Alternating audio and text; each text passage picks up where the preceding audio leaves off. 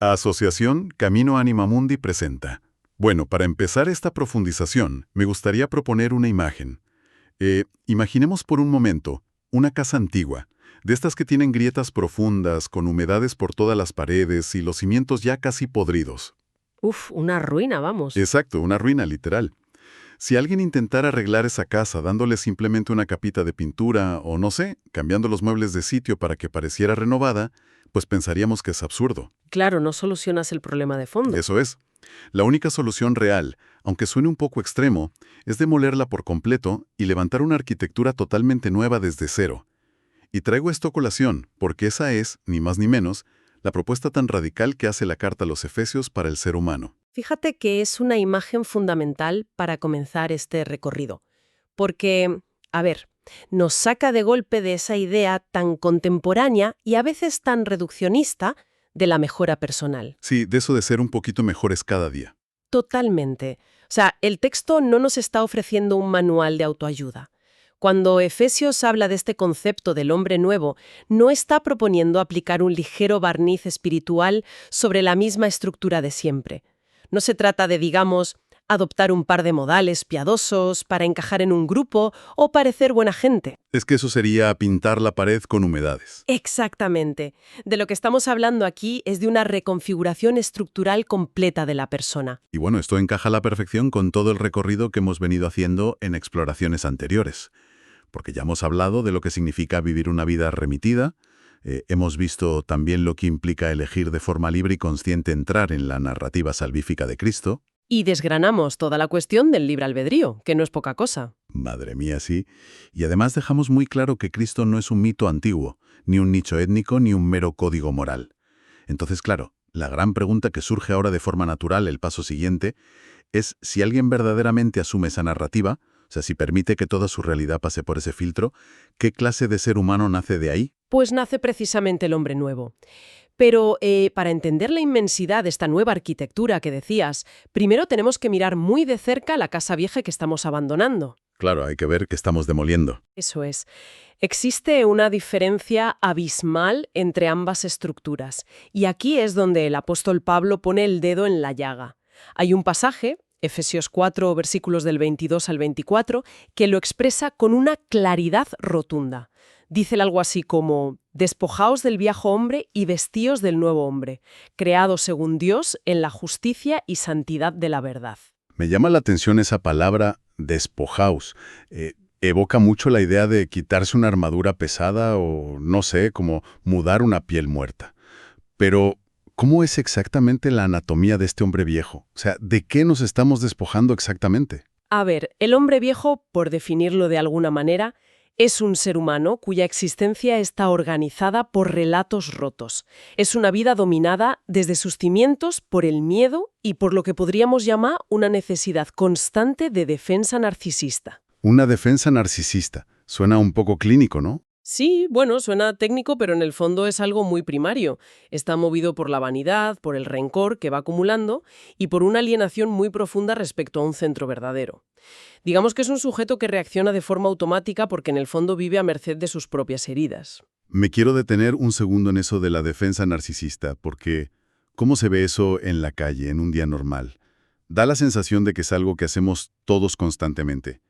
Es como estar en la oficina o en una cena intentando demostrar continuamente que somos inteligentes, que tenemos razón o que nuestra vida es interesantísima. Exacto, es ese agotamiento constante. Como si tuviéramos que actualizar nuestra biografía en redes sociales o nuestro currículum mental a cada minuto, pues eso, simplemente para justificar que existimos y que valemos. Pues esa es exactamente la manifestación moderna de este hombre viejo. Esa defensa es la respuesta a un estado de alarma continuo. El hombre viejo vive como si estuviera asediado por todas partes. Todo el tiempo tiene que proteger su ego, se compara con el de al lado, ataca antes de ser atacado por si acaso. Y claro, es una forma de supervivencia extremadamente agotadora. Es que tiene que ser agotador vivir así. Entonces la pregunta obligada es, si vivimos en ese estado de supervivencia, con la alarma siempre encendida, pitando, ¿cómo se apaga? ¿Cómo sale uno de ese bucle de defensa constante? Pues se desactiva cuando, por fin, dejamos de intentar organizarnos a nosotros mismos a base de pura fuerza de voluntad. Porque el hombre nuevo no nace de un esfuerzo titánico por ser mejor persona. O sea, no es apretar los dientes y aguantar. Para nada. Nace de un proceso cósmico y antropológico mucho mayor, que es la recapitulación. Y aquí entra Efesios 1, versículos 9 y 10, que nos presenta un diseño majestuoso. Habla de reunir todas las cosas en Cristo, así las que están en los cielos como las que están en la tierra. Y el verbo clave aquí, fíjate, es reunir o recapitular. Reunir. Sí. Antes de esto, el ser humano era una suma caótica de impulsos, miedos, necesidades, que se contradecían entre sí. El hombre nuevo surge cuando todas esas fuerzas internas dejan de estar dispersas y comienzan a obedecer a una forma mayor, a una cabeza. ¿Sabes? Me viene a la mente una imagen para intentar visualizar este concepto tan inmenso de reunir. Es como si tuviéramos un montón de limaduras de hierro esparcidas por una mesa. Un caos total, claro. Sí, cada limadura apuntando a un lado distinto sin ningún tipo de orden. Exacto. Pero si de repente acercamos un imán verdaderamente poderoso por debajo de esa mesa, ¿qué ocurre con las limaduras? Pues que se alinean al instante. Y lo fascinante de esta analogía, y creo que da en el clavo, es que las limaduras siguen siendo de hierro. O sea, no pierden su naturaleza, pero de repente encuentran un patrón. Ya no son un caos suelto, son orden. Pues eso es la recapitulación. Pero a ver, aquí me salta una alarma inmediata. Y estoy seguro de que a cualquiera que nos escuche desde una mentalidad más moderna le pasaría igual. Si de repente yo me alineo con ese imán y paso a formar parte de un patrón tan inmenso, ¿qué pasa con mi individualidad? O sea, ¿no me convierto en una especie de engranaje sin rostro dentro de una gran maquinaria? Claro, esa objeción es súper común hoy en día, muy comprensible, pero nace de un malentendido profundo. El patrón magnético del que estamos hablando no es una máquina abstracta, es una estructura viva, es un organismo. El paso crucial en el nacimiento del hombre nuevo es transitar de ser un yo aislado a ser miembro del cuerpo. Miembro de un cuerpo, claro. Eso es. Efesios 1, versículos 22 y 23 lo formula diciendo que lo dio por cabeza sobre todas las cosas a la Iglesia, la cual es su cuerpo. Y luego más adelante añade que crezcamos en todo en aquel que es la cabeza, de quien todo el cuerpo bien concertado y unido entre sí. Fíjate que ser miembro no anula tu singularidad, al revés, le da su verdadero sentido. Es que la modernidad nos ha vendido siempre que la libertad máxima es estar completamente solos, desvinculados de todo, siendo nosotros mismos nuestra única referencia para todo. Sí, la autonomía absoluta. Exacto. Pero eso genera lo que podríamos llamar una hipertrofia del yo aislado. Es extenuante, lo que decíamos antes. Tener que producir tu propio sentido de la vida, tus propios valores y tu propia identidad desde cero cada mañana cuando te levantas. Es que es un peso imposible de soportar para un ser humano. El individuo moderno se ha convertido en su propio absoluto, y por eso estamos tan profundamente cansados como sociedad. El hombre nuevo, en cambio, encuentra un descanso inmenso al descubrir que su identidad no viene de su capacidad de estar produciéndose constantemente a sí mismo. Viene de otro sitio. Viene de una pertenencia viva. Descansa en una organicidad. Aprende a recibir, aprende a dar y a coordinarse en amor y en verdad, precisamente porque entiende que ya no es la medida última de todas las cosas. Bueno, si dejamos de ser ese yo aislado y a la defensiva, me imagino que la forma en la que tomamos decisiones y en la que ejercemos nuestra libertad cambia por completo, ¿no? Ya no reaccionas como un animal acorralado. Cambia radicalmente. Sí. Hablamos de una libertad reconfigurada. El anuncio del querigma, esto es, la buena nueva, introduce variables completamente inéditas en el sistema de la persona. A ver, el hombre viejo reaccionaba de forma automática, desde el orgullo o desde la herida, pensando, pues yo soy así, no puedo cambiar, y si me atacan, pues muerdo. Reacción de supervivencia pura. Exacto. Pero el hombre nuevo sabe que el perdón existe y que lo que está roto se puede recomenzar. Y eso, fíjate, le otorga una amplitud de respuesta inmensa frente a la vida. O sea, ya no está condenado al automatismo de la rabia. Puede hacer una pausa, respirar hondo y elegir libremente en no devolver el golpe. Así es. Y esta nueva libertad nos lleva directamente al núcleo del hombre nuevo, que es la reconciliación. Aquí el texto de Efesios 2, 14 al 16 es realmente conmovedor. Dice, porque Él es nuestra paz, derribando la pared intermedia de separación, para crear en sí mismo, de los dos, un solo y nuevo hombre. Fíjate en la potencia visual de esta imagen. El hombre nuevo surge exactamente en el momento en que cae el muro de la enemistad. Madre mía, es que eso tiene unas implicaciones brutales si lo observamos hoy en día, porque vivimos en una sociedad donde nos hemos acostumbrado a construir nuestra identidad en contra de alguien más. Es como el modo por defecto de la política, de la cultura o incluso de nuestras relaciones personales. Sí, es la dinámica del nosotros contra ellos. Totalmente. Yo afirmo quién soy porque me opongo radicalmente a ese grupo, porque detesto aquellas ideas, porque no soy como ellos. Necesitamos desesperadamente un enemigo para sentir que existimos. Entonces, que el hombre nuevo no necesite fundar su identidad en la enemistad me parece una revolución absoluta. Es que es una humanidad reconciliada en su base. Y ojo, hay que aclarar una cosa. Esto no es simplemente alcanzar una especie de paz interior aislada, como quien hace, no sé, mindfulness en su habitación mientras el mundo arde ahí fuera. Claro, no es evasión. No, no. Significa que la enemistad deja de ser el principio organizador de tu existencia. O sea, tú puedes discernir, puedes, y de hecho debes poner límites a la injusticia, pero ya no existes desde el muro, ya no vives atrincherado. A ver, todo esto que estamos hablando suena maravillosamente profundo, pero me surge la necesidad de aterrizarlo un poco. Porque si toda esta transformación, la caída de los muros, el descanso del yo, la recapitulación, se queda flotando en las nubes de la teoría, pues no nos sirve de mucho. ¿Cómo encarna el hombre nuevo todo esto en la materia, en la carne, digamos un martes por la tarde cualquiera? Es una pregunta clave porque Efesios es implacable contra cualquier espiritualismo evasivo o desencarnado. No permite que nos quedemos en las nubes. Esta reconfiguración transforma físicamente 3 dimensiones muy concretas: el lenguaje, el cuerpo y la morada. Si quieres, empezamos por el lenguaje. Perfecto, vamos con el lenguaje. A ver, el hombre viejo utiliza la boca como un arma narcisista. La usa para herir, para mentir, para manipular, o muchas veces simplemente para vomitar su caos interior sobre quien tenga enfrente. Qué gráfico, vomitar el caos interior. Sí, es que pasa mucho. Pero la boca del hombre nuevo empieza a estar recapitulada. Utiliza la palabra para edificar. Su lenguaje, de repente, ya no está al servicio del caos. Entiendo. Y respecto a la segunda dimensión, el cuerpo, me parece muy interesante cómo esta visión huye de esa antigua idea, que a veces asociamos erróneamente a lo religioso, de que para ser verdaderamente espiritual hay que despreciar lo físico. No. Completamente. Lejos de huir del mundo material hacia una esfera etérea, el hombre nuevo habita su corporeidad. Habita su sexualidad, habita su cansancio físico, habita su vulnerabilidad sin necesidad de esconderse. El cuerpo ya no es una cárcel de la que escapar, se convierte en un lugar de presencia y de verdad. La materia entera se transfigura al vivirla desde esta nueva cabeza. ¡Qué maravilla!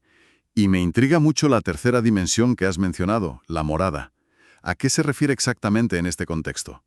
Se refiere a la dimensión arquitectónica de nuestra existencia, volviendo a la imagen del principio.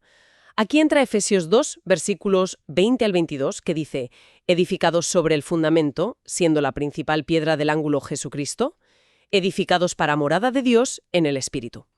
El ser humano reconfigurado deja de ser, digamos, un ladrillo suelto tirado por allí en el barro y se convierte en una piedra viva dentro de un edificio muchísimo mayor.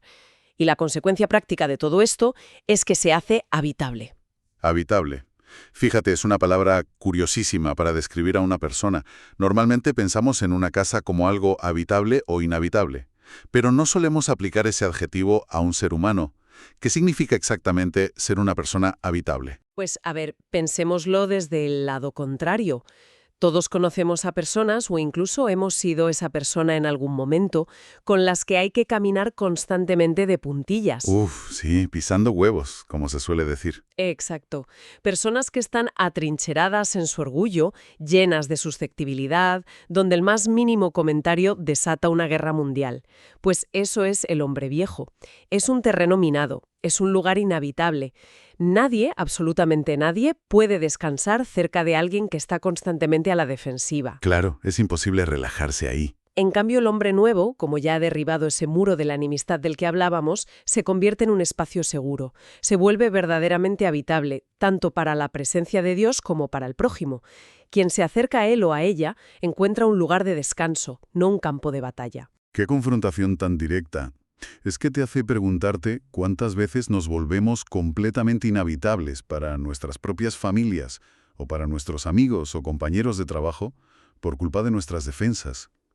Y creo que esto nos empuja de lleno a la vida cotidiana. Si somos piedras vivas y estamos llamados a ser habitables, ¿cómo se traduce esto en la rutina? ¿Cómo camina este hombre nuevo por la calle? Pues se traduce en los detalles más minúsculos y ordinarios, que en realidad, si lo piensas, son gigantescos. Por ejemplo, se ve cuando alguien recibe una ofensa, no sé, un insulto en el tráfico o un comentario pasivo-agresivo en el trabajo, y por primera vez en su vida no responde automáticamente con violencia ni con sarcasmo. Ahí hay un espacio de libertad brutal. Totalmente.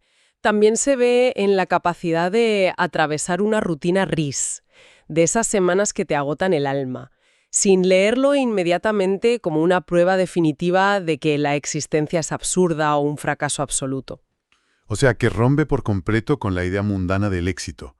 Porque el mundo te grita constantemente que para existir y tener valor tienes que imponerte sobre los demás. El hombre viejo necesita, entre comillas, vencer siempre. Ganar todas las discusiones en redes sociales, tener siempre la última palabra, dominar la situación para sentir que es alguien. Absolutamente. El hombre nuevo, por el contrario, no necesita esa validación neurótica. No necesita aplastar a nadie porque sabe que su existencia, su valor y su dignidad ya están garantizadas y recapituladas en Cristo. Y fíjate, por eso mismo puede permitirse el lujo inmenso de ser manso. Claro, porque la mansedumbre requiere fuerza. Exacto. Y aquí entendemos, por fin, que la paciencia, la capacidad de perdonar y de soportar la flaqueza del otro no son para nada síntomas de debilidad o de cobardía, como a veces piensa el mundo. Son la manifestación de una humanidad inmensamente fuerte. Solo alguien que ha sido rehecho desde sus cimientos en esa nueva casa puede permitirse ser verdaderamente manso sin sentir que lo están destruyendo. Es, en el fondo, una revolución silenciosa. No hace nada de ruido, pero cambia por completo la textura de la realidad a su alrededor. Y ese es, en definitiva, el propósito último de toda la carta a los Efesios. Cuando nos alejamos un poco y miramos el panorama completo de este recorrido que hemos hecho hoy, entendemos que el texto no busca entregar un simple decálogo de buenas costumbres para que la sociedad sea un poquito más educada o cívica. Va mucho más allá. Busca algo infinitamente más audaz. Busca formar una nueva humanidad. Una humanidad menos suelta, mucho más arraigada, libre de ese muro del odio y profundamente orgánica. Desde luego es un horizonte inmenso, de esos que lo cambian todo. Bueno, para ir cerrando ya esta profunda exploración, me gustaría dejar un pensamiento resonando. Hemos visto que el hombre viejo vive levantando muros por puro miedo, por agotamiento, viviendo siempre a la defensiva. Sí, una vida agotadora. Pues imaginemos por un instante el impacto brutal que tendría nuestro entorno inmediato si decidiéramos hoy mismo dejar de construir nuestra identidad en contra de los demás. ¿Qué pasaría en nuestras familias o en nuestra sociedad que está tan fragmentada si dejáramos caer de una vez esas armas invisibles y nos atreviéramos a ser ese espacio habitable que cambia el mundo sin hacer el más mínimo ruido? Ahí lo dejamos para la reflexión. Para más información sobre nuestras actividades o para compartir vuestras resonancias, escribidnos a quiero@caminoanimamundi.org.